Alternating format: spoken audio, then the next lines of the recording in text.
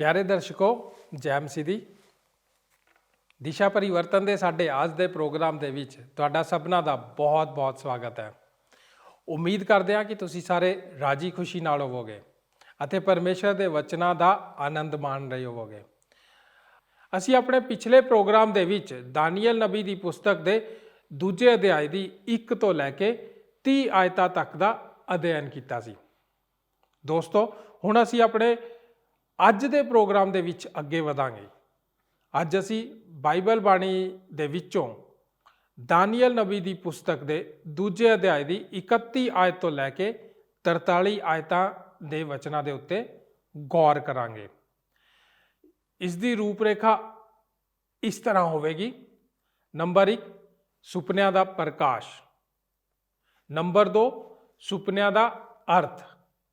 ਇਸ ਦੇ ਵਿੱਚ ਅਸੀਂ ਸੋਨੇ ਦੀ ਪਾਤਸ਼ਾਹੀ ਜੋ ਕਿ ਬਾਬੁਲ ਦਿਖਾਈ ਦਿੰਦੀ ਹੈ, ਚਾਂਦੀ ਦੀ ਪਾਤਸ਼ਾਹੀ ਜੋ ਕਿ ਮਾਦੀ ਔਰ ਫਾਰਸੀ ਦਿਖਦੀ ਹੈ, ਪਿੱਤਲ ਦੀ ਪਾਤਸ਼ਾਹੀ ਜੋ ਕਿ ਯੂਨਾਨ ਦਿਖਾਈ ਦਿੰਦਾ ਹੈ ਅਤੇ ਲੋਹੇ ਦੀ ਪਾਤਸ਼ਾਹੀ ਰੋਮ ਦੇ ਬਾਰੇ ਵੇਖਾਂਗੇ। ਨੰਬਰ 3, ਸੁਪਨੇ ਦਾ ਪ੍ਰਯੋਗ। ਸਰੋਤਾ ਦੋਸਤੋ, ਅੱਜ ਦੇ ਇਸ ਦਿਸ਼ਾ ਪਰਿਵਰਤਨ ਪ੍ਰੋਗਰਾਮ ਵਿੱਚ ਮੈਂ ਤੁਹਾਡਾ ਸਵਾਗਤ ਕਰਦਾ ਹਾਂ। ਅੱਜ ਦੇ ਵਚਨ ਦੀ ਰੂਪਰੇਖਾ ਇਸ ਤਰ੍ਹਾਂ ਹੋਵੇਗੀ। ਨੰਬਰ 1, ਸੁਪਨਿਆਂ ਦਾ ਪ੍ਰਕਾਸ਼, 2 ਅਧਿਆਇ 31 ਤੋਂ 35 ਐਤਾਂ ਤੱਕ। ਨੰਬਰ 2, ਸੁਪਨੇ ਦਾ ਅਰਥ, 2 ਅਧਿਆਇ 36 ਵਚਨ ਤੋਂ ਲੈ ਕੇ 43 ਵਚਨਾਂ ਤੱਕ। ਭਾਗ ਊੜਾ, ਸੋਨੇ ਦੀ ਪਾਤਸ਼ਾਹੀ ਬਾਬਲ, 2 ਅਧਿਆਇ 36 ਵਚਨ ਤੋਂ ਲੈ ਕੇ 38 ਵਚਨ ਤੱਕ। ਭਾਗ ਐੜਾ, ਚਾਂਦੀ ਦੀ ਪਾਤਸ਼ਾਹੀ ਮਾਦੀ ਫਾਰਸੀ, 2 ਅਧਿਆਇ 39 ਐਤਾਂ ਦਾ ਪਹਿਲਾ ਭਾਗ। ਭਾਗ ਈੜੀ, ਪਿੱਤਲ ਦੀ ਪਾਤਸ਼ਾਹੀ ਯੂਨਾਨ, 2 ਅਧਿਆਇ 39 ਐਤ ਦਾ ਦੂਜਾ ਹਿੱਸਾ। ਭਾਗ ਸੱਸਾ, ਲੋਹੇ ਦੀ ਪਾਤਸ਼ਾਹੀ ਰੋਮ, 2 ਅਧਿਆਇ 40 ਵਚਨ ਤੋਂ ਲੈ ਕੇ 43 ਵਚਨਾਂ ਤੱਕ। ਨੰਬਰ 3, ਸੁਪਨੇ ਦਾ ਪ੍ਰਯੋਗ। ਭਾਗ ਊੜਾ, ਮਨੁੱਖੀ ਸ਼ਾਸਨ ਪ੍ਰਾਣੀ ਦੀ ਨਾਜ਼ੁਕ ਨੀਂਹ। ਭਾਗ ਐੜਾ, ਮਨੁੱਖੀ ਸ਼ਾਸਕ ਪ੍ਰਾਣੀ ਦੇ ਭ੍ਰਸ਼ਟ ਜਾਂ ਖਰਾਬ ਕਰਨ ਵਾਲੇ ਰੂਪ। ਨੰਬਰ 1, ਜਿਵੇਂ ਕਿ ਪਾਤਸ਼ਾਹੀ ਦੀ ਸਥਿਤੀ ਵਿੱਚ ਦੇਖਿਆ ਗਿਆ ਹੈ। ਨੰਬਰ 2, ਜਿਵੇਂ ਧਾਤਾਂ ਦੇ ਬਹਿਮੁੱਲੇਪਨ ਵਿੱਚ ਵੇਖਿਆ ਗਿਆ ਹੈ। ਨੰਬਰ 3, ਜਿਵੇਂ ਕਿ ਸ਼ਾਸਨ ਪ੍ਰਾਣੀ ਦੀ ਸ਼ਕਤੀ ਵਿੱਚ ਵੇਖਿਆ ਗਿਆ ਹੈ। ਭਾਗ ਊੜਾ, ਬਾਬਲ ਦੀ ਨਿਰਕੁਸ਼ ਸ਼ਾਸਨ ਪ੍ਰਾਣੀ। ਭਾਗ ਐੜਾ, ਮਾਦੀ ਤੇ ਫਾਰਸੀ ਗੁਟਤੰਤਰ ਸ਼ਾਸਨ ਪ੍ਰਾਣੀ। ਭਾਗ ਈੜੀ, ਯੂਨਾਨ ਅਮਰੀਨਾ ਸ਼ਾਸਨ ਪ੍ਰਾਣੀ। ਭਾਗ ਸੱਸਾ, ਰੋਮ ਸਮਾਜਵਾਦੀ ਸ਼ਾਸਨ ਪ੍ਰਾਣੀ। ਭਾਗ ਈੜੀ, ਮਨੁੱਖੀ ਸ਼ਾਸਨ ਪ੍ਰਾਣੀ ਦਾ ਖੇਰੂ ਹੋਣ ਵਾਲਾ ਘਰਾਨਾ। ਭਾਗ ਸੱਸਾ, ਮਨੁੱਖੀ ਸ਼ਾਸਨ ਪ੍ਰਾਣੀਆਂ ਦੀ ਵਿਕਸਿਤ ਹੋਣ ਵਾਲੀ ਸ਼ਕਤੀ। ਦਾਨੀਏਲ ਦੀ ਪੁਸਤਕ ਦਾ ਦੂਸਰਾ ਅਧਿਆਇ ਨੂੰ ਕੁਝ ਲੋਕਾਂ ਵੱਲੋਂ ਭਵਿੱਖਬਾਣੀ ਦੀ ਮੁੱਢਲੀਆਂ ਗੱਲਾਂ ਵਜੋਂ ਆਖਿਆ ਗਿਆ ਹੈ। ਜੋ ਕੋਈ ਵੀ ਭਵਿੱਖਬਾਣੀ ਦਾ ਇੱਕ ਵਿਦਿਆਰਥੀ ਹੋਣ ਦੀ ਖੁਆਇਸ਼ ਰੱਖਦਾ ਹੈ, ਜੋ ਇਹ ਸਮਝਣ ਦੀ ਖੁਆਇਸ਼ ਰੱਖਦਾ ਹੈ ਕਿ ਬਾਈਬਲ ਭਵਿੱਖ ਦੇ ਬਾਰੇ ਕਿਵੇਂ ਸਿਖਾਉਂਦੀ ਹੈ, ਉਸ ਦੇ ਲਈ ਜ਼ਰੂਰੀ ਹੈ ਕਿ ਉਹ ਬਾਈਬਲ ਦੀ ਦਾਨੀਏਲ ਦੀ ਨਬੀ ਦੀ ਪੁਸਤਕ 2 ਅਧਿਆਇ ਵਿੱਚ ਆਵੇ। ਆਪ ਮੱਤੀ ਦੀ ਅੰਜੀਲ ਦੇ 24 ਤੇ 25 ਅਧਿਆਇਆਂ ਨੂੰ ਨਹੀਂ ਸਮਝ ਸਕਦੇ। ਆਪ ਲੂਕਾ ਦੀ ਅੰਜੀਲ ਦੇ 21 ਅਧਿਆਇ ਨੂੰ ਨਹੀਂ ਸਮਝ ਸਕਦੇ। ਆਪ ਮਰਕਸ ਦੀ ਅੰਜੀਲ ਦੇ 13 ਅਧਿਆਇ ਨੂੰ ਨਹੀਂ ਸਮਝ ਸਕਦੇ। ਨਾ ਹੀ ਪ੍ਰਕਾਸ਼ ਦੀ ਪੋਥੀ ਦਾ ਜ਼ਿਆਦਾਤਰ ਹਿੱਸੇ ਨੂੰ, ਜਦੋਂ ਤੱਕ ਆਪ ਆਪਣੇ ਦਿਮਾਗ ਨੂੰ ਦਾਨੀਏਲ ਦੀ ਪੁਸਤਕ ਦੇ ਦੂਸਰੇ ਅਧਿਆਇ ਵੱਲ ਸਿੱਧ ਨਹੀਂ ਕਰ ਲੈਂਦੇ। ਇਸ ਅਧਿਆਇ ਵਿੱਚ ਜਿਸ ਦਾ ਦਰਸ਼ਨ ਦਾ ਜ਼ਿਕਰ ਕੀਤਾ ਗਿਆ ਹੈ, ਉਹ ਅਜਿਹਾ ਦਰਸ਼ਨ ਹੈ ਜੋ ਇੱਕ ਰਾਤ ਨਬੂਕਦਨਜ਼ਰ ਦੇ ਕੋਲ ਉਸ ਵਕਤ ਆਇਆ ਜਦੋਂ ਉਹ ਸੋ ਨਹੀਂ ਸੀ ਸਕਿਆ। ਉਸ ਵਕਤ ਉਸ ਦੇ ਸੁਪਨੇ ਨੇ ਉਸ ਨੂੰ ਸਾਰੀ ਰਾਤ ਜਾਗਦਿਆਂ ਰੱਖਿਆ ਸੀ। ਉਹ ਆਪਣੇ ਦਿਮਾਗ ਉੱਤੇ ਭਰੋਸਾ ਕਰਨ ਲਈ ਜਾਗਿਆ ਅਤੇ ਉਸ ਨੇ ਉਸ ਸੁਪਨੇ ਦੇ ਅਰਥ ਨੂੰ ਸਮਝਣਾ ਚਾਹਾ, ਅਤੇ ਜਦੋਂ ਉਹ ਇਸ ਦਾ ਅਰਥ ਕਰਨ ਨੂੰ ਆਏ, ਉਸ ਨੇ ਉਹਨਾਂ ਨੂੰ ਇਹ ਦੱਸਿਆ ਕਿ ਉਹ ਤਾਂ ਸਿਰਫ ਉਸ ਸੁਪਨੇ ਦਾ ਅਰਥ ਨੂੰ ਨਹੀਂ ਜਾਣਦਾ, ਬਲਕਿ ਉਹ ਵੀ ਭੁੱਲ ਚੁੱਕਾ ਹੈ ਕਿ ਇਹ ਸੁਪਨਾ ਕੀ ਸੀ। ਉਸ ਨੇ ਉਹਨਾਂ ਕੋਲ ਇਸ ਦਾ ਅਰਥ ਪੁੱਛਿਆ। ਸੱਚਮੁੱਚ ਉਹ ਇਸ ਤਰ੍ਹਾਂ ਨਹੀਂ ਸੀ ਕਰ ਸਕੇ। ਉਹ ਕ੍ਰੋਧਿਤ ਸੀ ਅਤੇ ਉਸ ਨੇ ਇਹ ਹੁਕਮ ਕੀਤਾ ਕਿ ਸਾਰੇ ਬਾਬਲ ਵਿੱਚ ਪਾਏ ਜਾਣ ਵਾਲੇ ਜੋਸ਼ੀਆਂ ਨੂੰ ਮਾਰਿਆ ਜਾਵੇ, ਜਿਨ੍ਹਾਂ ਵਿੱਚ ਦਾਨੀਏਲ ਅਤੇ ਉਸ ਦੇ ਸਾਥੀ ਵੀ ਸ਼ਾਮਲ ਸਨ। ਅਤੇ ਇਹ ਹੀ ਉਹ ਸਥਾਨ ਹੈ ਜਿੱਥੇ ਦਾਨੀਏਲ ਇਹ ਤਸਵੀਰ ਵਿੱਚ ਉੱਘੜ ਕੇ ਅੱਗੇ ਆਉਂਦਾ ਹੈ। ਦਾਨੀਏਲ ਨੇ ਪ੍ਰਾਰਥਨਾ ਕੀਤੀ ਅਤੇ ਪਰਮੇਸ਼ਰ ਤੋਂ ਪੁੱਛਿਆ। ਪਰਮੇਸ਼ਰ ਨੇ ਉਸ ਨੂੰ ਉਸ ਸੁਪਨੇ ਦੇ ਭੇਦ ਦੱਸਿਆ ਅਤੇ ਉਹ ਹੁਣ ਆਉਂਦਾ ਹੈ ਅਤੇ ਉਹ ਰਾਜਾ ਨਬੂਕਦਨਜ਼ਰ ਦੇ ਸਾਹਮਣੇ ਖੜਾ ਹੁੰਦਾ ਹੈ ਅਤੇ ਦਾਨੀਏਲ ਉਸ ਨੂੰ ਦੱਸਣ ਹੀ ਵਾਲਾ ਹੈ ਕਿ ਇਹ ਦਰਸ਼ਨ ਕੀ ਹੈ। ਅਤੇ 2 ਅਧਿਆਏ ਵਿੱਚ ਪਾਏ ਜਾਣ ਵਾਲਾ ਦਰਸ਼ਨ ਇੱਕ ਰਾਜ ਦੇ ਰਾਹ ਦੀ ਤਸਵੀਰ ਉਲੀਕਦਾ ਹੈ ਅਤੇ ਮਸੀਹ ਦੇ ਦੁਆਰਾ ਇਸ ਦਾ ਸਥਾਪਿਤ ਕੀਤੇ ਜਾਣਾ। ਇਹ ਦਰਸ਼ਨ ਆਖਰੀ ਦਿਨਾਂ ਦੇ ਨਾਲ ਸੰਬੰਧਿਤ ਹੈ। 2 ਅਧਿਆਏ ਉਸ ਦੀਆਂ 28 ਤੇ 29 ਐਤਾਂ ਵਿੱਚ ਅਸੀਂ ਇਸ ਬਾਰੇ ਇਸ ਤਰ੍ਹਾਂ ਪੜ੍ਹਦੇ ਹਾਂ। ਪਰ ਆਕਾਸ਼ ਉੱਤੇ ਇੱਕ ਪਰਮੇਸ਼ਰ ਹੈ ਜਿਹੜਾ ਭੇਤਾਂ ਦੀਆਂ ਗੱਲਾਂ ਪ੍ਰਗਟ ਕਰਦਾ ਹੈ ਅਤੇ ਉਹਨੇ ਮਹਾਰਾਜ ਨਬੂਕਦਨਜ਼ਰ ਉੱਤੇ ਪ੍ਰਗਟ ਕੀਤਾ ਹੈ ਕਿ ਅੰਤ ਦੇ ਦਿਨਾਂ ਵਿੱਚ ਕੀ ਕੁਝ ਹੋ ਜਾਵੇਗਾ। ਤੁਹਾਡੇ ਸੁਪਨਾ ਤੇ ਤੁਹਾਡੇ ਸਿਰ ਦੇ ਦਰਸ਼ਨ ਜਿਹੜੇ ਤੁਸਾਂ ਆਪਣੇ ਪਲੰਗ ਉੱਤੇ ਵੇਖੇ ਇਹ ਹਨ। ਹੇ ਮਹਾਰਾਜਾ, ਤੁਸੀਂ ਆਪਣੇ ਪਲੰਗ ਉੱਤੇ ਪਏ ਹੋਏ ਖਿਆਲ ਕੀਤਾ ਕਿ ਅਗੰਮ ਨੂੰ ਕੀ ਹੋਵੇਗਾ। ਸੋ ਉਹ ਜਿਹੜਾ ਭੇਤਾਂ ਨੂੰ ਖੋਲਣ ਵਾਲਾ ਹੈ ਉਹ ਤੁਹਾਡੇ ਉੱਤੇ ਪ੍ਰਗਟ ਕਰਦਾ ਹੈ ਕੀ ਕੁਝ ਹੋਵੇਗਾ। ਇਸ ਤਰ੍ਹਾਂ ਇਹ ਸੁਪਨਾ ਜੋ ਨਬੂਕਦਨਜ਼ਰ ਨੂੰ ਆਇਆ ਸੀ, ਇਹ ਭਵਿੱਖ ਦੇ ਬਾਰੇ ਹੈ। ਇਹ ਤਾਂ ਉਸ ਦੇ ਜੀਵਨ ਨਾਲ ਸੰਬੰਧਿਤ ਘਟਨਾਵਾਂ ਦੇ ਬਾਰੇ ਹੈ ਅਤੇ ਜੋ ਕੁਝ ਜਗਤ ਵਿੱਚ ਹੋਣ ਵਾਲਾ ਹੈ। ਪਰਮੇਸ਼ਰ ਨੇ ਇਹ ਸੁਪਨਾ ਗੈਰ ਕੌਮਾਂ ਦੇ ਰਾਜਾ ਨਬੂਕਦਨਜ਼ਰ ਨੂੰ ਦੱਸਿਆ ਸੀ। ਕਦੇ-ਕਦੇ ਮੈਂ ਲੋਕਾਂ ਨੂੰ ਸੱਚਮੁੱਚ ਪਰਮੇਸ਼ਰ ਦੇ ਨਾਲ ਇਸ ਬਾਰੇ ਜੱਦੋ-ਜਹਿਦ ਕਰਦਿਆਂ ਸੁਣਦਾ ਹਾਂ, ਜਦੋਂ ਉਹ ਇੱਕ ਈਸ਼ਵਰੀ ਸੱਚਾਈ ਨੂੰ ਕਿਸੇ ਦੁਸ ਰਾਜੇ ਉੱਤੇ ਖੋਲ੍ਹਦਾ ਹੈ। ਪਰਮੇਸ਼ਰ ਇਸ ਤਰ੍ਹਾਂ ਕਿਵੇਂ ਕਰ ਸਕਦਾ ਹੈ? ਇਹ ਸਮੁੱਚੀ ਬਾਈਬਲ ਵਿੱਚ ਪਾਇਆ ਜਾਣ ਵਾਲੀਆਂ ਭਵਿੱਖਬਾਣੀਆਂ ਵਿੱਚੋਂ ਸਭ ਤੋਂ ਮਹਾਨ ਭਵਿੱਖਬਾਣੀਆਂ ਵਿੱਚੋਂ ਇੱਕ ਹੈ ਤੇ ਇਹ ਇੱਕ ਸੁਪਨੇ ਦੇ ਦੁਆਰਾ ਇੱਕ ਭ੍ਰਸ਼ਟ ਗੈਰ ਯਹੂਦੀ ਰਾਜੇ ਨੂੰ ਦੱਸਿਆ ਗਿਆ ਹੈ। ਪਰ ਸਾਨੂੰ ਇਸ ਦੇ ਦੁਆਰਾ ਹੈਰਾਨ ਨਹੀਂ ਹੋਣਾ ਚਾਹੀਦਾ। ਪਰਮੇਸ਼ਰ ਹਮੇਸ਼ਾ ਹੀ ਅਸਵਾਭਿਕ ਕਰ ਰਿਹਾ ਹੈ ਕਿ ਉਹ ਨਹੀਂ ਕਰ ਰਿਹਾ। ਉਸਨੇ ਇਸ ਵਿਧੀ ਦਾ ਇਸਤੇਮਾਲ ਉਸ ਪੈਸੇ ਦੇ ਪਿਆਰ ਕਰਨ ਵਾਲੇ ਨਬੀ ਬਲਾਮ ਨੂੰ ਝਿੜਕਣ ਦੇ ਲਈ ਕੀਤਾ ਸੀ ਅਤੇ ਉਸਨੇ ਉਸ ਨਬੀ ਏਲੀਆ ਦੇ ਕੋਲ ਤਾਜ਼ੇ ਮਾਸ ਦੇ ਟੁਕੜੇ ਨੂੰ ਇਲਜਾਣ ਦੇ ਲਈ ਇੱਕ ਕਾਂ ਨੂੰ ਭੇਜਿਆ ਸੀ। ਉਸਨੇ ਨੇਚਾ ਤੋਂ ਪਿੱਛੇ ਹਟਣ ਦੇ ਲਈ ਪਤਰਸ ਨੂੰ ਝਿੜਕਣ ਦੇ ਲਈ ਇੱਕ ਬਾਂਗ ਦੇਣ ਵਾਲੇ ਕੁੱਕੜ ਨੂੰ ਹੁਕਮ ਕੀਤਾ ਸੀ। ਉਸਨੇ ਪਾਪ ਕਰ ਰਹੇ ਸ਼ੌਲ ਨੂੰ ਚੇਤਾਵਨੀ ਇੱਕ ਨਿਰਦੋਸ਼ ਭੇਡ ਦੀ ਮਿਸਾਲ ਦੇ ਦੁਆਰਾ ਚੇਤਾਵਨੀ ਦਿੱਤੀ ਸੀ। ਇਸ ਤਰ੍ਹਾਂ ਸਾਨੂੰ ਹੈਰਾਨ ਨਹੀਂ ਹੋਣਾ ਚਾਹੀਦਾ ਜੇਕਰ ਉਹ ਕਿਸੇ ਗੈਰ ਯਹੂਦੀ ਰਾਜੇ ਨੂੰ ਇੱਕ ਸੁਪਨੇ ਦੇ ਦੁਆਰਾ ਵਡਿਆਉਣ ਦੇ ਲਈ ਚੁਣਦਾ ਹੈ, ਜੋ ਕਿ ਇੱਕ ਜਗਤ ਦੇ ਭਵਿੱਖ ਦੀਆਂ ਸਮੁੱਚੀਆਂ ਗੱਲਾਂ ਨੂੰ ਖੋਲੇਗਾ ਜਦੋਂ ਤੱਕ ਉਹ ਦੁਬਾਰਾ ਫਿਰ ਨਹੀਂ ਆ ਜਾਂਦਾ। ਪਰ ਉਹਨਾਂ ਸਵਾਲਾਂ ਵਿੱਚੋਂ ਇੱਕ ਜੋ ਮੇਰੇ ਕੋਲ ਹੈ ਜਦੋਂ ਮੈਂ ਇਹ ਪੜ੍ਹਿਆ ਸੀ, ਉਹ ਇਹ ਸੀ ਕਿ ਪਰਮੇਸ਼ਰ ਇਸ ਦੇ ਸਮੇਂ ਨੂੰ ਕਿਵੇਂ ਚੁਣੇਗਾ ਜਦੋਂ ਉਸ ਦੇ ਲੋਕ ਅਸੀਰੀ ਵਿੱਚ ਹਨ, ਤਾਂ ਕਿ ਉਹ ਇੱਕ ਇੰਨੀ ਮਹਾਨ ਭਵਿੱਖਬਾਣੀ ਨੂੰ ਪ੍ਰਗਟ ਕਰੇ। ਜਿਵੇਂ ਕਿ ਆਪ ਜਾਣਦੇ ਹੋ ਕਿ ਇਜ਼ਰਾਈਲ ਨੂੰ ਬਾਬਲ ਦੇ ਦੁਆਰਾ ਅਸੀਰੀ ਵਿੱਚ ਲਿਜਾਇਆ ਗਿਆ ਸੀ ਅਤੇ ਉਹ ਹੁਣ ਉਸ ਕੌਮ ਦੇ ਵਿੱਚ ਮਿਲਾਏ ਗਏ ਸਨ। ਯਹੂਦਾ ਇਸ ਵਕਤ ਬਾਬਲ ਵਿੱਚ ਅਸੀਰ ਹੈ। ਪਰਮੇਸ਼ਰ ਦੇ ਲੋਕ ਇੱਕ ਪਾਸੇ ਰੱਖੇ ਗਏ ਸਨ। ਪਰਮੇਸ਼ਰ ਇਸ ਤਰ੍ਹਾਂ ਦੇ ਪਲ ਨੂੰ, ਇਸ ਤਰ੍ਹਾਂ ਦੀ ਭਵਿੱਖਬਾਣੀ ਨੂੰ ਖੋਲ੍ਹਣ ਦੇ ਲਈ ਕਿਉਂ ਚੁਣੇਗਾ, ਜਿਸ ਦਾ ਅਧਿਐਨ ਅਸੀਂ ਕਰਨ ਜਾ ਰਹੇ ਹਾਂ।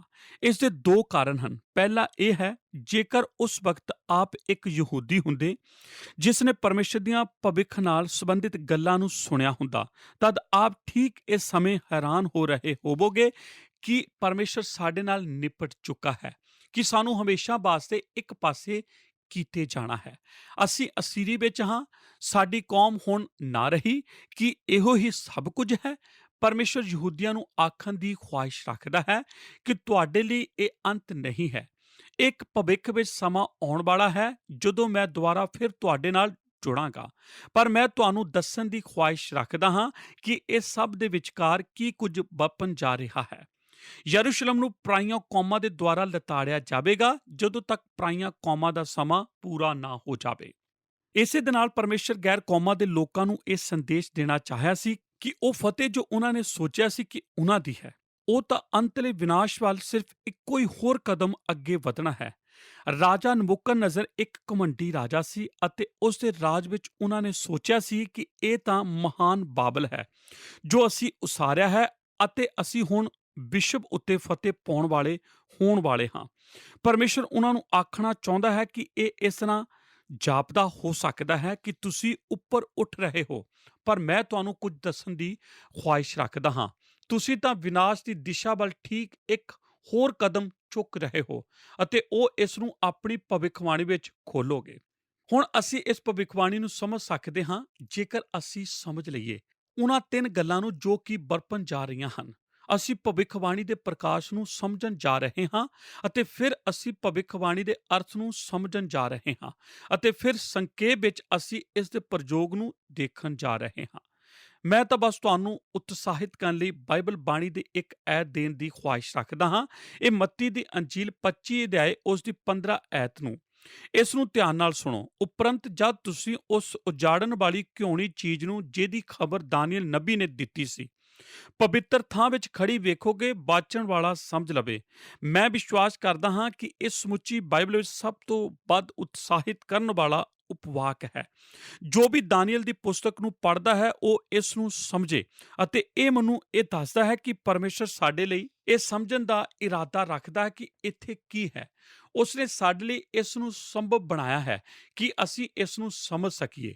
ਜੇਕਰ ਆਪ ਆਪਣੀ ਸਮਝ ਵਾਲੀ ਟੋਕਰੀ ਨੂੰ ਉੱਪਰ ਉਠਾਓ ਅਤੇ ਆਪਣੀ ਬਾਈਬਲ ਵਿੱਚ ਨਜ਼ਦੀਕੀ ਨਾਲ ਗੌਰ ਕਰੋ, ਤਦ ਆਪ ਜਾਣ ਲਓਗੇ ਕਿ ਬਾਈਬਲ ਬਾਣੀ ਦੇ ਇਸ ਭਾਗ ਵਿੱਚ ਅਜਿਹਾ ਕੁਝ ਵੀ ਨਹੀਂ ਹੈ ਜੋ ਆਪ ਨਾ ਸਮਝ ਸਕੋ, ਕਿਉਂਕਿ ਪਰਮੇਸ਼ਰ ਨੇ ਇਸ ਨੂੰ ਸਮੇਂ ਪ੍ਰਸਤ ਕਰਨ ਵਾਲੀ ਭਵਿੱਖਬਾਣੀ ਕਰਕੇ ਬਣਾਇਆ ਹੈ।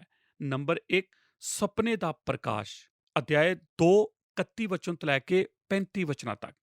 ਹੁਣ ਆਓ ਅਸੀਂ ਇਸ ਭਵਿੱਖਬਾਣੀ ਦੇ ਪ੍ਰਕਾਸ਼ ਬਾਰੇ ਗੌਰ ਕਰੀਏ। ਮੈਂ ਇਸ ਵਾਸਤੇ ਆਪ ਨੂੰ ਇੱਕ ਛੋਟੀ ਜਿਹੀ ਚੇਤਾਵਨੀ ਦੇਣ ਦੀ ਖੁਆਇਸ਼ ਰੱਖਦਾ ਹਾਂ ਕਿ ਇਸ ਸੰਦੇਸ਼ ਵਿੱਚ ਅਸੀਂ 34 ਤੇ 35 ਐਤਾਂ ਨਾਲ ਨਹੀਂ ਨਿਪਟਣ ਜਾ ਰਹੇ, ਨਾ ਹੀ 44 ਤੇ 45 ਐਤਾਂ ਨਾਲ, ਜੋ ਮਸੀਹ ਦੇ ਇੱਕ ਰਾਜੇ ਵਜੋਂ ਆਉਣ ਬਾਰੇ ਸੰਬੰਧਿਤ ਹੈ। ਅਸੀਂ ਤਾਂ ਸਿਰਫ ਗੈਰ ਕੌਮਾਂ ਦੇ ਰਾਜ ਵਿਕਾਸ ਦੇ ਨਾਲ ਨਿਪਟਣ ਜਾ ਰਹੇ ਹਾਂ, ਜੋ ਇਸ ਦਰਸ਼ਨ ਵਿੱਚ ਵੇਖਿਆ ਗਿਆ ਹੈ। 34 ਤੇ 35 ਐਤ, 44 ਤੇ 45 ਐਤਾਂ ਬਾਰੇ ਇਸ ਸੰਦੇਸ਼ ਤੋਂ ਬਾਅਦ ਵਾਲੇ ਸੰਦੇਸ਼ ਵਿੱਚ ਗੌਰ ਕੀਤਾ ਜਾਵੇਗਾ। ਦਾਨੀਏਲ ਸ਼ੁਰੂਆਤ ਕਰਦਿਆਂ ਆਖਦਾ ਹੈ, ਹੇ ਰਾਜਨ, ਤੂੰ ਵੇਖਿਆ ਇੱਕ ਵੱਡੀ ਮੂਰਤ ਸੀ। ਇਹ ਵੱਡੀ ਮੂਰਤ ਜੋ ਬਹੁਤ ਚਮਕ ਵਾਲੀ ਸੀ, ਉਹ ਤੇਰੇ ਸਾਹਮਣੇ ਖੜੀ ਸੀ ਅਤੇ ਉਸ ਦਾ ਰੂਪ ਡਰਾਉਣਾ ਸੀ ਅਤੇ ਇਸ ਮੂਰਤ ਦਾ ਸਿਰ ਜੋ ਇੱਕ ਸੋਨੇ ਦਾ ਸੀ ਅਤੇ ਉਸ ਦੀ ਹਿੱਕ ਅਤੇ ਬਾਹਾਂ ਚਾਂਦੀ ਦੀਆਂ, ਉਸ ਦਾ ਢਿੱਡ ਅਤੇ ਪੱਟ ਪਿੱਤਲ ਦੇ, ਉਸ ਦੀਆਂ ਲੱਤਾਂ ਲੋਹੇ ਦੀਆਂ ਅਤੇ ਉਸ ਦੇ ਪੈਰ ਲੋਹੇ ਅਤੇ ਮਿੱਟੀ ਦੇ ਸਨ। ਹੁਣ ਜੋ ਕੁਝ ਨਬੂਕਦਨੇਜ਼ਰ ਨੇ ਆਪਣੇ ਸੁਪਨੇ ਵਿੱਚ ਵੇਖਿਆ ਸੀ, ਦਾਨੀਏਲ ਦੇ ਅਨੁਸਾਰ ਉਹ ਇਹ ਸੀ ਕਿ ਉਸਨੇ ਇੱਕ ਵੱਡੀ ਮੂਰਤ ਨੂੰ ਵੇਖਿਆ। ਇਹ ਇੱਕ ਮਨੁੱਖ ਦੀ ਮੂਰਤ ਸੀ, ਕਿਉਂਕਿ ਪਰਮੇਸ਼ਰ ਹੁਣ ਨਬੂਕਦਨੇਜ਼ਰ ਅਤੇ ਦਾਨੀਏਲ ਅਤੇ ਲੋਕਾਂ ਨੂੰ ਅਤੇ ਸਾਨੂੰ ਉਹ ਸਿਖਾਉਣ ਜਾ ਰਿਹਾ ਹੈ, ਜਿਸ ਤੋਂ ਉਹ ਸਾਨੂੰ ਜਾਣੂ ਕਰਾਉਣ ਦੀ ਇੱਛਾ ਰੱਖਦਾ ਹੈ ਕਿ ਉਸ ਮਨੁੱਖ ਦੇ ਦਿਨਾਂ ਦੇ ਵਿੱਚ ਕੀ ਵਰਪੇਗਾ ਜਦੋਂ ਮਨੁੱਖ ਨਿਯੰਤਰਣ ਵਿੱਚ ਹੋਣ। ਇਸੇ ਤਰ੍ਹਾਂ ਉਹ ਮਨੁੱਖ ਦੀ ਮੂਰਤ ਦਾ ਇਸਤੇਮਾਲ ਉਸ ਕਹਾਣੀ ਨੂੰ ਦੱਸਣ ਲਈ ਕਰਦਾ ਹੈ। ਇਹ ਮਨੁੱਖੀ ਸਭਿਅਤਾ ਦਾ ਇਤਿਹਾਸ ਹੋਣ ਜਾ ਰਿਹਾ ਹੈ। ਆਪ ਗੌਰ ਕਰੋ, ਜੋ ਕੁਝ ਵਾਪਰ ਰਿਹਾ ਹੈ ਉਹ ਇਹ ਹੈ ਕਿ ਪਰਮੇਸ਼ਰ ਨੇ ਸੱਚਮੁੱਚ ਆਪਣੀ ਕੌਮ ਇਜ਼ਰਾਈਲ ਨੂੰ ਅੱਡ ਕਰ ਰੱਖਿਆ ਹੈ। ਉਹਨਾਂ ਨੇ ਉਹਨਾਂ ਦੇ ਉੱਤੇ ਪਰਮੇਸ਼ਰ ਦੇ ਰਾਜ ਦਾ ਤਿਰਸਕਾਰ ਕੀਤਾ ਹੈ। ਉਹਨਾਂ ਨੇ ਆਖਿਆ ਸੀ, ਅਸੀਂ ਨਹੀਂ ਚਾਹੁੰਦੇ ਕਿ ਤੂੰ ਸਾਡੇ ਉੱਤੇ ਰਾਜ ਕਰੇ। ਇਸ ਲਿਹਾਜ਼ ਨਾਲ ਪਰਮੇਸ਼ਰ ਨੇ ਆਪਣੀ ਕੌਮ ਇਜ਼ਰਾਈਲ ਨੂੰ ਇੱਕ ਪਾਸੇ ਰੱਖ ਦਿੱਤਾ ਹੈ ਅਤੇ ਉਸਨੇ ਗੈਰ ਯਹੂਦੀ ਸ਼ਾਸਕਾਂ ਅਤੇ ਪਾਤਸ਼ਾਹੀਆਂ ਨੂੰ ਅੱਗੇ ਆਉਣ ਦਿੱਤਾ ਹੈ ਅਤੇ ਹੁਣ ਪ੍ਰਭਾਵ ਦਾ ਕੇਂਦਰ ਯਰੂਸ਼ਲਮ ਤੋਂ ਜਾਂਦਾ ਰਿਹਾ। ਇਹ ਹੁਣ ਉੱਥੇ ਨਹੀਂ ਰਿਹਾ, ਇਹ ਤਾਂ ਬਾਬਲ ਵਿੱਚ ਹੈ, ਜੇਕਰ ਗੈਰ ਯਹੂਦੀ ਕੌਮਾਂ ਦੇ ਜਗਤ ਦੀ ਰਾਜਧਾਨੀ ਹੈ। ਜਦੋਂ ਆਪ ਇਤਿਹਾਸ ਦਾ ਅਧਿਐਨ ਕਰਦੇ ਹੋ, ਆਪ ਵੇਖਦੇ ਹੋ ਕਿ ਉਹ ਸਾਰਾ ਪ੍ਰਭਾਵ ਜੋ ਇਹਨਾਂ ਪਾਤਸ਼ਾਹੀਆਂ ਦਾ ਹੈ ਉਹ ਇਸੇ ਸਥਾਨ ਦੇ ਆਲੇ ਦੁਆਲੇ ਘੁੰਮਦਾ ਹੈ। ਉਹ ਪ੍ਰਭਾਵ ਯਰੂਸ਼ਲਮ ਤੋਂ ਜਾਂਦਾ ਰਿਹਾ, ਜੋ ਕਿ ਪਰਮੇਸ਼ਰ ਦਾ ਪਵਿੱਤਰ ਸ਼ਹਿਰ ਹੈ। ਉਹ ਹੁਣ ਬਾਬਲ ਵਿੱਚ ਜਾ ਚੁੱਕਾ ਹੈ, ਨਾ ਹੁਣ ਅਸੀਂ ਗੈਰ ਕੌਮਾਂ ਦੇ ਸਮਿਆਂ ਵਿੱਚ ਜੀ ਰਹੇ ਹਾਂ। ਦਾਨੀਏਲ ਇਸ ਮੂਰਤ ਨੂੰ ਇੱਕ ਵੱਡੀ ਮੂਰਤ ਵਜੋਂ ਵਰਣਨ ਕਰਦਾ ਹੈ। 2 ਵਾਰ ਉਹ ਇਸੇ ਸ਼ਬਦ ਦਾ ਪ੍ਰਯੋਗ ਕਰਦਾ ਹੈ। ਇਹ ਇੱਕ ਬਹੁਤ ਵੱਡੀ ਮੂਰਤ ਹੈ, ਇਹ ਭਿਆਨਕ ਹੈ, ਇਹ ਡਰਾਉਣੀ ਹੈ। ਇਹ ਮੂਰਤ ਉਹਨਾਂ ਚੌਖੀਆਂ ਧਾਤਾਂ ਵਿੱਚ ਇੱਕੋ ਹੀ ਹੈ ਜੋ ਚਮਕਦੀਆਂ ਹਨ। ਕੋਈ ਵੀ ਨਿਸ਼ਚਿਤ ਤੌਰ ਤੇ ਨਹੀਂ ਜਾਣਦਾ ਕਿ ਇਹ ਕਿੰਨੀ ਵੱਡੀ ਸੀ, ਪਰ ਇਹ ਤਾਂ ਨਬੂਕਦਨੇਜ਼ਰ ਲਈ ਡਰਾਉਣੀ ਸੀ, ਜਦੋਂ ਕਿ ਉਸਨੇ ਉਸ ਨੂੰ ਆਪਣੇ ਸੁਪਨੇ ਦੇ ਵਿੱਚ ਵੇਖਿਆ ਸੀ। ਹੁਣ ਇਹ ਮਨੁੱਖੀ ਪ੍ਰਾਪਤੀ ਦੇ ਬਾਰੇ ਮਨੁੱਖ ਦਾ ਨਜ਼ਰੀਆ ਹੈ। ਇਸੇ ਤਰ੍ਹਾਂ ਹੀ ਮਨੁੱਖ ਤੱਕਦਾ ਹੈ ਜੋ ਕੁਝ ਉਸਨੇ ਕੀਤਾ ਹੈ ਉਸ ਦੇ ਬਾਰੇ। ਉਹ ਇਸ ਨੂੰ ਇੱਕ ਮਹਾਨ ਵੱਡੇ ਕੰਮ ਕਰਕੇ ਚੁੱਕਦਾ ਹੈ ਜੋ ਉਸਨੇ ਰਚਿਆ ਹੋਵੇ। ਜਦੋਂ ਅਸੀਂ 7 ਅਧਿਆਏ ਦੇ ਕੋਲ ਆਉਂਦੇ ਹਾਂ, ਤਦ ਅਸੀਂ ਪਰਮੇਸ਼ਰ ਦੇ ਨਜ਼ਰੀਏ ਨੂੰ ਵੇਖਾਂਗੇ। ਉਹ ਇਸ ਦੇ ਬਾਰੇ ਭਿੰਨ ਤੌਰ ਤੇ ਤੱਕਦਾ ਹੈ। ਉਹ ਆਖਦਾ ਹੈ, ਇਹ ਕੌਮਾਂ ਦਰਿੰਦਿਆਂ ਤੋਂ ਇਲਾਵਾ, ਬਸ ਪ੍ਰਾਣੀਆਂ ਤੋਂ ਇਲਾਵਾ ਕੁਝ ਵੀ ਨਹੀਂ ਹੈ। ਹੁਣ ਕਿਰਪਾ ਕਰਕੇ ਗੌਰ ਕਰੋ, ਜਦੋਂ ਨਬੂਕਦਨੇਜ਼ਰ ਇਸ ਸੁਪਨੇ ਨੂੰ ਤੱਕਦਾ ਹੈ ਉਹ ਆਖਦਾ ਹੈ ਇਹ ਕੌਮਾਂ ਦਰਿੰਦਿਆਂ ਤੋਂ ਇਲਾਵਾ ਬਸ ਪ੍ਰਾਣੀਆਂ ਤੋਂ ਇਲਾਵਾ ਕੁਝ ਵੀ ਨਹੀਂ ਹੈ। ਹੁਣ ਕਿਰਪਾ ਕਰਕੇ ਗੌਰ ਕਰੋ, ਜਦੋਂ ਨਬੂਕਦਨਜ਼ਰ ਇਸ ਸੁਪਨੇ ਨੂੰ ਤੱਕਦਾ ਹੈ, ਭਾਵੇਂ ਉਹ ਇਸ ਨੂੰ ਨਹੀਂ ਜਾਣਦਾ, ਉਹ ਪਰਮੇਸ਼ਰ ਦੇ ਲੋਕ ਯਹੂਦੀਆਂ ਦੇ ਹੱਥ ਜਗਤ ਦੀ ਸ਼ਕਤੀ ਨੂੰ ਗੈਰ ਕੌਮੀ ਸ਼ਾਸਕਾਂ ਦੇ ਹੱਥ ਵਿੱਚ ਤਬਦੀਲ ਹੁੰਦਿਆਂ ਵੇਖਦਾ ਹੈ। ਠੀਕ ਇੱਥੇ ਹੀ ਅਸੀਂ ਅੱਜ ਰਹਿ ਰਹੇ ਹਾਂ। ਅਸੀਂ ਗੈਰ ਕੌਮਾਂ ਦੇ ਸਮਿਆਂ ਵਿੱਚ ਜੀ ਰਹੇ ਹਾਂ। ਹੁਣ ਤੋਂ ਠੀਕ ਇਸ ਸਮੇਂ ਤੋਂ ਜਗਤ ਦੇ ਕੇਂਦਰ ਬਾਬਲ ਵਿੱਚ ਹੈ, ਯਰੂਸ਼ਲਮ ਵਿੱਚ ਨਹੀਂ, ਅਤੇ ਯਰੂਸ਼ਲਮ ਗੈਰ ਕੌਮਾਂ ਦੇ ਅਧੀਨ ਗੈਰ ਕੌਮਾਂ ਦੇ ਸਮਿਆਂ ਦੇ ਪੂਰਾ ਨਾ ਹੋਣ ਤੱਕ ਰਹੇਗਾ। ਹੁਣ ਇਹ ਸੁਪਨਾ ਜਦੋਂ ਨਬੂਕਦਨਜ਼ਰ ਇਸ ਨੂੰ ਤੱਕਦਾ ਹੈ, ਇਹ 5 ਭਾਗਾਂ ਤੋਂ ਮਿਲ ਕੇ ਬਣਿਆ ਹੋਇਆ ਹੈ। ਗੌਰ ਕਰੋ, ਸੋਨੇ ਦਾ ਸਿਰ, ਹਿੱਕ ਅਤੇ ਬਾਹਾਂ ਚਾਂਦੀ ਦੀਆਂ, ਢਿੱਡ ਅਤੇ ਪੱਟ ਪਿੱਤਲ ਦੇ, ਲੱਤਾਂ ਅਤੇ ਲੋਹੇ ਦੀਆਂ, ਪੈਰ ਲੋਹੇ ਅਤੇ ਮਿੱਟੀ ਦੇ ਬਣੇ ਹੋਏ ਸਨ। ਇਹ ਉਸ ਦਰਿੰਦੇ ਦੇ ਉਹ ਭਾਗ ਹਨ ਜੋ ਕਿ ਕੁਝ ਐਤਾਂ ਦੇ ਅਨੁਸਾਰ ਜਗਤ ਦੀਆਂ 4 ਪਾਤਸ਼ਾਹੀਆਂ ਨੂੰ ਦਰਸਾਉਂਦੇ ਹਨ। ਉਹ ਜਗਤ ਦੀਆਂ 4 ਪਾਤਸ਼ਾਹੀਆਂ ਦੀਆਂ ਤਸਵੀਰਾਂ ਹਨ ਜੋ ਆਉਣ ਵਾਲੀਆਂ ਹਨ। ਇਹ ਪਾਤਸ਼ਾਹੀਆਂ ਜ਼ਰੂਰੀ ਤੌਰ ਤੇ ਉਸ ਲਿਹਾਜ਼ ਨਾਲ ਵਿਸ਼ਵ ਵਿਆਪੀ ਨਹੀਂ ਹਨ ਕਿ ਉਹ ਸਮੁੱਚੇ ਜਗਤ ਉੱਤੇ ਰਾਜ ਕਰਨ, ਪਰ ਉਹਨਾਂ ਕੋਲ ਸਮੁੱਚੇ ਜਗਤ ਉੱਤੇ ਰਾਜ ਕਰਨ ਦਾ ਇਖਤਿਆਰ ਹੈ। ਅਤੇ ਜਦੋਂ ਆਪ ਇਤਿਹਾਸ ਉੱਤੇ ਨਜ਼ਰ ਮਾਰਦੇ ਹੋ, ਉਹਨਾਂ ਨੂੰ ਉਸ ਜ਼ਮਾਨੇ ਦੇ ਵਿਸ਼ਵ ਸ਼ਾਸਕ ਵਜੋਂ ਗਿਣਿਆ ਜਾਂਦਾ ਹੈ। ਮਿਸਾਲ ਵਜੋਂ, ਜਦੋਂ ਨਬੂਕਦਨਜ਼ਰ ਨੇ ਬਾਬਲ ਦੇ ਸਿਆਸਨ ਉੱਤੋਂ ਰਾਜ ਕੀਤਾ ਸੀ, ਤਦ ਉਸਨੇ ਉਸ ਸਮੇਂ ਦੇ ਜਗਤ ਉੱਤੇ ਰਾਜ ਕੀਤਾ ਸੀ, ਅਤੇ ਉਸ ਦੀ ਪਾਤਸ਼ਾਹੀ ਤੋਂ ਬਾਅਦ ਮਾਦੀ ਅਤੇ ਫਾਰਸੀਆਂ ਦਾ ਰਾਜ ਆਇਆ। ਜਦੋਂ ਆਪ ਅਸਤਰ ਦੀ ਪੁਸਤਕ ਨੂੰ ਪੜ੍ਹਦੇ ਹੋ, ਤਦ ਆਪ ਉਸ ਪੁਸਤਕ ਵਿੱਚ ਪੜ੍ਹੋਗੇ ਕਿ ਫਾਰਸੀਆਂ ਨੇ ਸਾਰੇ ਜਗਤ ਦੇ ਉੱਤੇ ਰਾਜ ਕੀਤਾ ਸੀ। ਇਹ ਉਸ ਪੁਸਤਕ ਵਿੱਚ ਆਖਿਆ ਗਿਆ ਹੈ। ਜਦੋਂ ਆਪ ਯੂਨਾਨ ਦੀ ਪਾਤਸ਼ਾਹੀ ਦੇ ਕੋਲ ਆਉਂਦੇ ਹੋ, ਤਦ ਆਪ ਦੀ ਜਾਣ ਪਛਾਣ ਇੱਕ ਸਿਕੰਦਰ ਨਾਮ ਦੇ ਨਾਲ ਕਰਵਾਈ ਜਾਂਦੀ ਹੈ, ਜੋ ਇੱਕ ਮਹਾਨ ਕਮਾਂਡਰ ਸੀ, ਅਤੇ ਬਾਈਬਲ ਬਾਣੀ ਮੁੱਖ ਤੌਰ ਤੇ ਇਸ ਦਾ ਜ਼ਿਕਰ ਨਹੀਂ ਕਰਦੀ, ਭਾਵੇਂ ਬਾਅਦ ਵਿੱਚ ਇਹ ਉਸ ਦਾ ਜ਼ਿਕਰ ਕਰਦੀ ਹੈ। ਪਰ ਸਿਕੰਦਰ ਇੱਕ ਇਹੋ ਜਿਹਾ ਮਨੁੱਖ ਹੈ, ਜਦੋਂ ਉਸ ਨੇ ਉਸ ਸਭ ਨੂੰ ਜਿੱਤ ਲਿਆ ਸੀ ਜੋ ਵੀ ਉਹ ਜਿੱਤ ਸਕਿਆ ਸੀ, ਤਦ ਉਹ ਆਪਣੇ ਤੰਬੂ ਦੇ ਵਿੱਚ ਬੈਠਾ ਅਤੇ ਰੋਣ ਲੱਗਾ, ਕਿਉਂਕਿ ਉਸ ਦੇ ਅੱਗੇ ਜਿੱਤਣ ਲਈ ਕੋਈ ਹੋਰ ਜਗਤ ਨਹੀਂ ਸਨ। ਉਸ ਨੇ ਸਮੁੱਚੇ ਜਗਤ ਨੂੰ ਜਿੱਤ ਲਿਆ ਸੀ। ਜਦੋਂ ਆਪ ਰੋਮੀ ਪਾਤਸ਼ਾਹੀ ਦੇ ਕੋਲ ਆਉਂਦੇ ਹੋ, ਤਦ ਆਪ ਲੂਕਾ ਦੀ ਅੰਜੀਲ 2 ਅਧਿਆਏ ਕੋਲ ਆਉਂਦੇ ਹੋ, ਅਤੇ ਹੁਣ ਯਸੂ ਦਾ ਜਨਮ ਹੋਣ ਵਾਲਾ ਹੈ। ਬਾਈਬਲ ਬਾਣੀ ਆਖਦੀ ਹੈ ਕਿ ਰੋਮੀ ਕੈਸਰ ਅਗਸਤੁਸ ਨੇ ਇਹ ਹੁਕਮ ਕੀਤਾ ਸੀ ਕਿ ਸਾਰੇ ਜਗਤ ਦੀ ਮਰਦਸ਼ੁਮਾਰੀ ਕੀਤੀ ਜਾਵੇ। ਇਸ ਤਰ੍ਹਾਂ ਹੁਣ ਜੋ ਰੋਮ ਹੈ, ਉਹ ਸੱਚਮੁੱਚ ਜਗਤ ਦਾ ਇੰਚਾਰਜ ਹੈ। ਇਸ ਤਰ੍ਹਾਂ ਇਹ 4 ਪਾਤਸ਼ਾਹੀਆਂ ਹਨ ਜਿਨ੍ਹਾਂ ਨੂੰ ਅਸੀਂ ਇਸ ਵਚਨ ਦੇ ਭਾਗ ਵਿੱਚ ਵੇਖਦੇ ਹਾਂ। ਹੁਣ ਇਹ ਉਹੀ ਹੈ ਜੋ ਦਾਨੀਏਲ ਆਖਦਾ ਹੈ ਕਿ ਰਾਜੇ ਨੇ ਆਪਣੇ ਸੁਪਨੇ ਵਿੱਚ ਕੀ ਵੇਖਿਆ ਸੀ। ਤੂੰ ਇੱਕ ਵੱਡੇ ਦਰਿੰਦੇ ਨੂੰ ਵੇਖਿਆ ਹੈ, ਅਤੇ ਉਹ ਬੁੱਧੀਮਾਨ ਅਤੇ ਡਰਾਉਣਾ ਅਤੇ ਭਿਆਨਕ ਅਤੇ ਬਹੁਤ ਵੱਡਾ ਸੀ।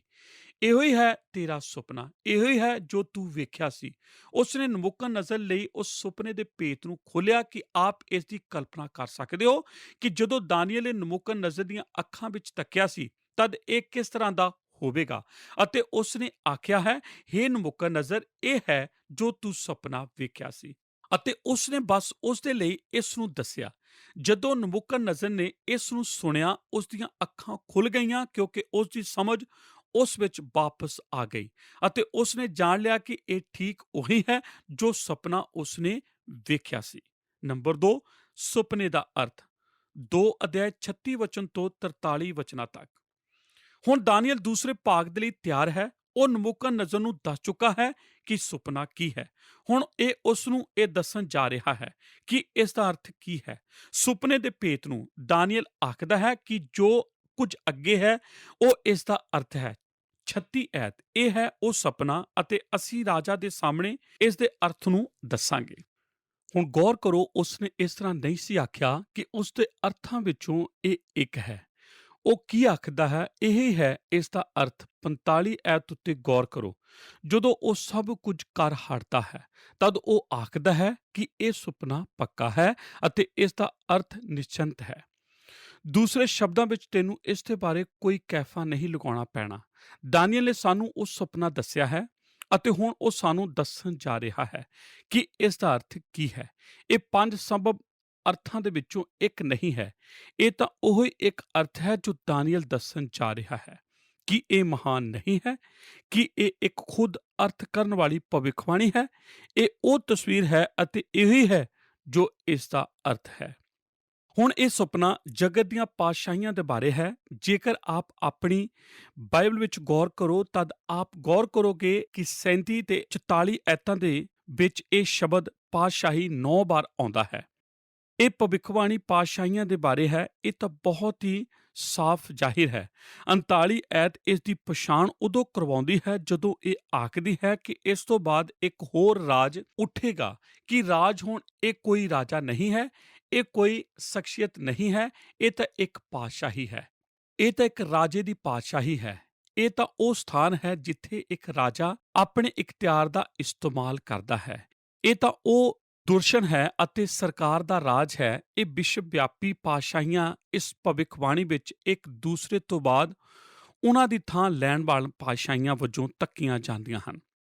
ਇੱਥੇ ਇੱਕ ਜ਼ਿਕਰ ਹੈ, ਇਹ ਅਸਫਲ ਹੁੰਦੀ ਹੈ ਅਤੇ ਇਸ ਦੇ ਖੰਡਰਾਂ ਦੇ ਉੱਤੇ ਇੱਕ ਹੋਰ ਸ਼ੁਰੂਆਤ ਕਰਦੀ ਹੈ। ਇਹ ਤਾਂ ਉਸ ਦੀ ਤਰ੍ਹਾਂ ਹੈ ਜਿਸ ਦਾ ਜ਼ਿਕਰ ਦਾਨੀਏਲ ਨੇ ਆਪਣੀ ਪ੍ਰਾਰਥਨਾ ਵਿੱਚ 21 ਐਤ ਵਿੱਚ ਕੀਤਾ ਸੀ। ਭਾਗ ਊੜਾ ਸੋਨੇ ਦੀ ਪਾਤਸ਼ਾਹੀ ਅਧਿਆਇ 2 36 ਤੋਂ 38 ਐਤਾਂ ਵਿੱਚ ਉਹ ਸਾਨੂੰ 4 ਪਾਤਸ਼ਾਹੀਆਂ ਦੇ ਬਾਰੇ ਦੱਸਦਾ ਹੈ ਜਿਨ੍ਹਾਂ ਦਾ ਜ਼ਿਕਰ ਬਾਈਬਲ ਬਾਣੀ ਦੇ ਇਸ ਭਾਗ ਵਿੱਚ ਕੀਤਾ ਗਿਆ ਹੈ।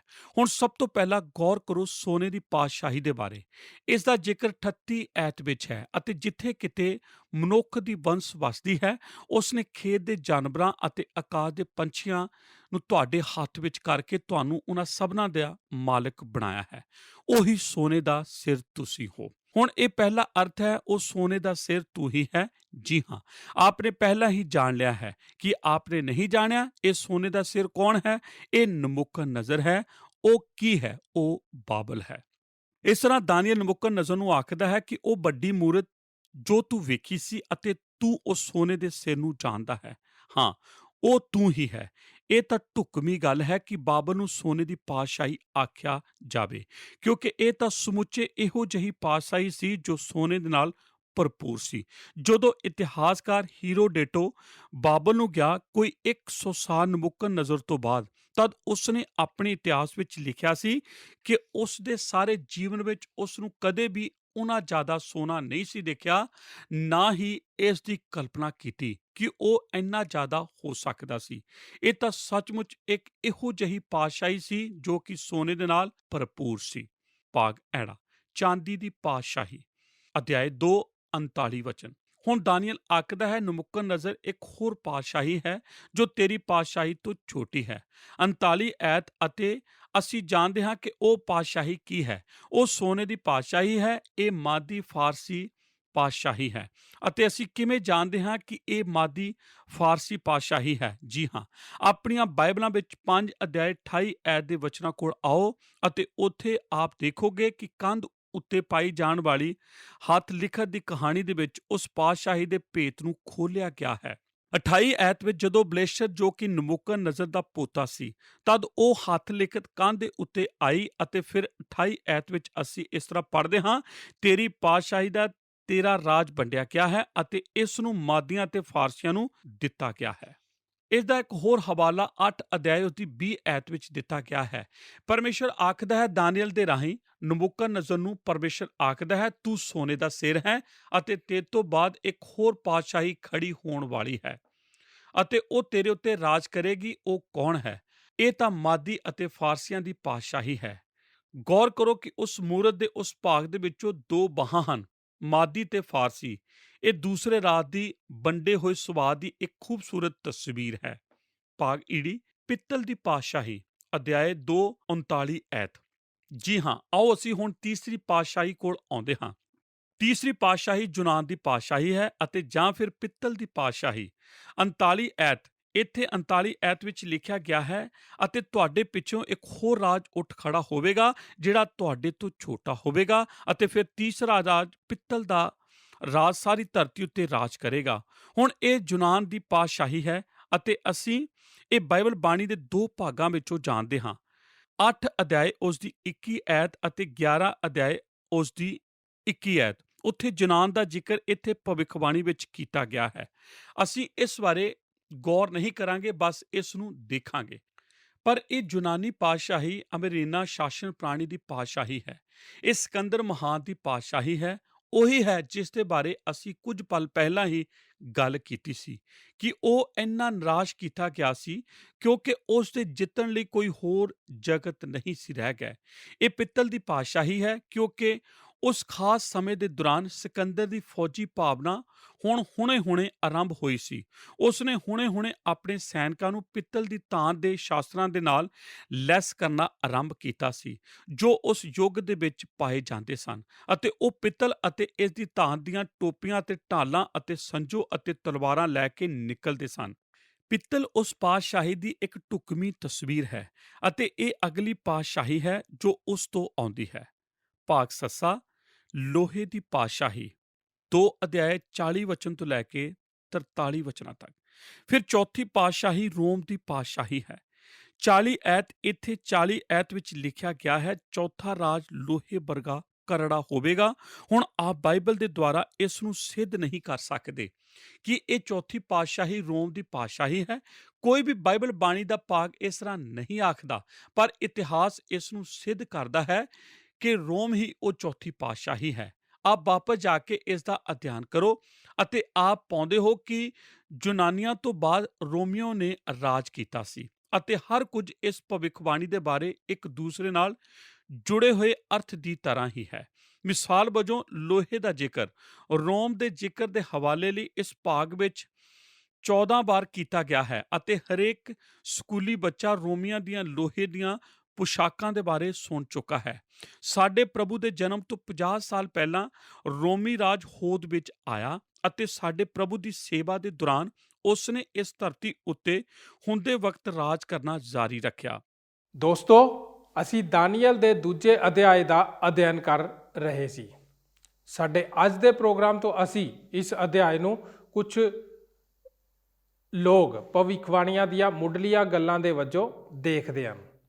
ਅੱਜ ਦੇ ਅਧਿਐਨ ਪ੍ਰੋਗਰਾਮ ਦੇ ਵਿੱਚੋਂ ਅਸੀਂ ਸਿੱਖਿਆ ਕਿ ਜੋ ਕੋਈ ਵੀ ਭਵਿੱਖਬਾਣੀ ਦਾ ਵਿਦਿਆਰਥੀ ਹੋਣਾ ਚਾਹੁੰਦਾ ਹੈ ਉਹ ਇਹ ਜਾਣਨ ਦੇ ਵਿੱਚ ਦਿਲਚਸਪੀ ਰੱਖਦਾ ਹੈ ਕਿ ਬਾਈਬਲ ਭਵਿੱਖਬਾਣੀ ਬਾਰੇ ਕੀ ਦੱਸਦੀ ਹੈ। ਉਸ ਦੇ ਲਈ ਦਾਨੀਏਲ ਦੀ ਪੁਸਤਕ ਦੇ 2 ਅਧਿਆਇ ਦਾ ਅਧਿਐਨ ਕਰਨਾ ਬਹੁਤ ਜ਼ਰੂਰੀ ਹੈ। ਇਸ ਤੋਂ ਬਗੈਰ ਮੱਤੀ ਦੀ ਅੰਜੀਲ ਦੇ 24 ਅਤੇ 25 ਅਧਿਆਏ, ਲੂਕਾ ਦੀ ਅੰਜੀਲ ਦੇ 21 ਅਧਿਆਏ ਅਤੇ ਮਰਕੁਸ ਦੀ ਅੰਜੀਲ ਦੇ 13 ਅਧਿਆਏ ਨੂੰ ਨਹੀਂ ਸਮਝਿਆ ਜਾ ਸਕਦਾ। ਬਾਈਬਲ ਬਾਣੀ ਦੀ ਪ੍ਰਕਾਸ਼ ਦੀ ਪੋਥੀ ਨੂੰ ਵੀ ਦਾਨੀਏਲ ਦੀ ਪੁਸਤਕ ਦੇ 2 ਅਧਿਆਏ ਤੋਂ ਬਗੈਰ ਨਹੀਂ ਸਮਝਿਆ ਜਾ ਸਕਦਾ। ਉਮੀਦ ਕਰਦੇ ਹਾਂ ਕਿ ਤੁਹਾਨੂੰ ਇਹ ਪ੍ਰੋਗਰਾਮ ਪਸੰਦ ਆਇਆ ਹੋਵੇਗਾ। ਸਾਡੇ ਨਾਲ ਅਖੀਰ ਤੱਕ ਬਣੇ ਰਹਿਣ ਦੇ ਲਈ ਅਸੀਂ ਤੁਹਾਡਾ ਬਹੁਤ-ਬਹੁਤ ਧੰਨਵਾਦ ਕਰਦੇ ਹਾਂ। ਹੁਣ ਸਾਨੂੰ ਇਜਾਜ਼ਤ ਦਿਓ, ਅਗਲੇ ਪ੍ਰੋਗਰਾਮ ਦੇ ਵਿੱਚ ਫੇਰ ਮੁਲਾਕਾਤ ਕਰਾਂਗੇ। ਆਓ ਪ੍ਰਾਰਥਨਾ ਕਰਦੇ ਹਾਂ। ਸਾਡੇ ਅਨੁਗ੍ਰਹਕਾਰੀ ਦਿਆਲੂ ਪਰਮੇਸ਼ਰ ਪ੍ਰਭੂ ਯਿਸੂ ਮਸੀਹ ਜੀ ਦੇ ਨਾਂ 'ਚ ਤੁਹਾਡੇ ਚਰਨਾਂ 'ਚ ਆਉਂਦੇ ਹਾਂ। ਪ੍ਰਭੂ ਧੰਨਵਾਦ ਦਿੰਦੇ ਪਿਤਾ ਪਰਮੇਸ਼ਰ, ਅੱਜ ਇੱਕ ਹੋਰ ਨਵੀਂ ਗੱਲ ਸਿਖਾਉਣ ਵਾਸਤੇ ਪ੍ਰਭੂ ਜੀ ਸਾਨੂੰ ਆਪਣੇ ਵਚਨ ਦੇ ਦੁਆਰਾ ਨਵਾਂ ਪ੍ਰਕਾਸ਼ਨ ਦੇਣ ਲਈ ਪ੍ਰਭੂ ਜੀ ਅਸੀਂ ਤੁਹਾਡੇ ਨਾਮ ਦੀ ਮਹਿਮਾ ਕਰਦੇ ਹਾਂ। ਪ੍ਰਭੂ ਜੀ ਰਾਜਾ ਨਬੂਕਦਨੇਸਰ ਦੇ ਰਾਜ ਨੂੰ ਅਸੀਂ ਜਦ ਅਧਿਐਨ ਕਰ ਰਹੇ ਸੀ, ਇਸੇ ਗੱਲ ਨੂੰ ਦੇਖਿਆ ਕਿ ਉਹ ਆਪਣੀ ਤਰੱਕੀ ਦੀ ਚਰਮ ਸੀਮਾ ਤੇ ਪਹੁੰਚਿਆ ਤੇ ਉਸ ਤੋਂ ਬਾਅਦ ਟੁਕੜੇ ਟੁਕੜੇ ਹੋ ਗਿਆ। ਪਰਮੇਸ਼ਰ ਪਿਤਾ, ਤੁਸੀਂ ਸਾਰਿਆਂ ਦਾ ਨਿਆਂ ਕਰਦੇ ਹੋ। ਤੁਸੀਂ ਅੰਨੇ ਜਾਤੀਆਂ ਦਾ ਵੀ ਨਿਆਂ ਕਰਦੇ ਹੋ। ਤੁਸੀਂ ਆਪਣੇ ਲੋਕਾਂ ਦਾ ਵੀ ਨਿਆਂ ਕਰਦੇ ਹੋ ਔਰ ਚਾਹੁੰਦੇ ਹੋ ਪ੍ਰਭੂ ਜੀ ਆਪਣੇ ਲੋਕਾਂ ਤੋਂ ਕਿ ਉਹ ਆਪਣੇ ਪਾਪ ਤੋਂ ਫਿਰਨ ਔਰ ਤੁਹਾਡੇ ਵੱਲ ਮੁੜਨ, ਤੌਬਾ ਕਰਨ ਅਤੇ ਪ੍ਰਭੂ ਧਰਮੀ ਜੀਵਨ ਜੀਣ। ਪਿਤਾ ਪਰਮੇਸ਼ਰ, ਸਾਡੀ ਪ੍ਰਾਰਥਨਾ ਹੈ ਕਿ ਤੁਸੀਂ ਸਾਡੇ ਤੇ ਆਪਣੀ ਕਿਰਪਾ ਬਖਸ਼ੋ ਤਾਂ ਕਿ ਅਸੀਂ ਪ੍ਰਭੂ ਆਪਣੀ ਗਲਤੀਆਂ ਨੂੰ ਸੁਧਾਰ ਸਕੀਏ, ਆਪਣੇ ਪਾਪਾਂ ਨੂੰ ਮੰਨ ਸਕੀਏ ਔਰ ਤੁਹਾਡੀ ਮਰਜ਼ੀ ਦੇ ਮੁਤਾਬਿਕ ਆਪਣੇ ਜੀਵਨ ਨੂੰ ਜੀ ਸਕੀਏ। ਧੰਨਵਾਦ ਦਿੰਦੇ ਆ ਪਿਤਾ ਪਰਮੇਸ਼ਰ ਇਸ ਸੱਚੇ ਵਚਨ ਦੇ ਲਈ। ਯਿਸੂ ਨਾਸਰੀ ਜੀ ਦੇ ਨਾਂ 'ਚ ਮੰਗਦੇ ਹਾਂ, ਆਮੀਨ। ਕੀ ਤੁਹਾਨੂੰ ਇਹ ਪ੍ਰੋਗਰਾਮ ਪਸੰਦ ਆਇਆ? ਹੁਣੇ ਸਾਨੂੰ ਇੱਕ ਮਿਸ ਕਾਲ ਦਿਓ ਤੇ ਤੁਸੀਂ ਅਗਲੇ ਜੇਤੂ ਹੋ ਸਕਦੇ ਹੋ।